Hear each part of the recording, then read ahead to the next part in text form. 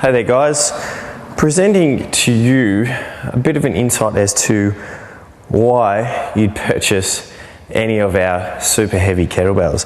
Most of you have looked at the 40, the 48, the 56 and even the 64, which I don't have in front of me, and just gone, there's no reason for me to even contemplate buying those kettlebells because I'm just never going to use them. That's where you might be a little bit wrong. These bells can be used for a number of different applications, not just your generic kettlebell moves. One of my favorites is actually teaching people how to do a safe deadlift. If you've ever seen someone starting out with a deadlift, the bar is in front of their body, which generally forces them to reach further forwards and can often lead to a rounding of the back, which is quite hard to correct. Now, with a kettlebell, because it sits in between your legs, like so, it means you can reach down and backwards whilst maintaining that nice deep hip and squat position without any of the rounding that occurs through leaning forwards.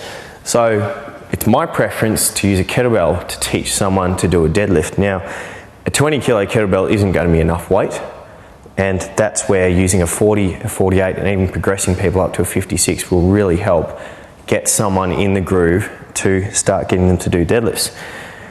The other bells can provide a really serious challenge for people. Now, a single leg deadlift with two hands, a 48 is a really solid bell to drive a lot of hip power.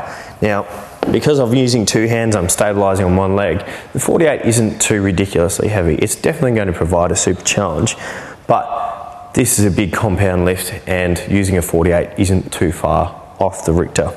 The 40 kilo bells, a super challenge if you want to try and get yourself up to that level with your Turkish get-ups.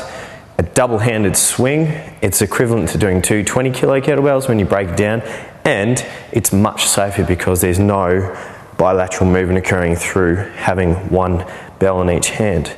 So that's just a small insight as to how you can use the heavier bells. There's plenty of other applications, including your rowing techniques, your squatting techniques, and all of those strength exercises. You can even use the heavier bell to improve the strength in your windmill, because you can have a heavy one down the bottom and a nice light one up the top, because really this bottom hand's not doing anything. So there you go, an insight as to how you can use the heavier kettlebells and why you might actually want to purchase them. So stay tuned to kettlebells.com.au for more information.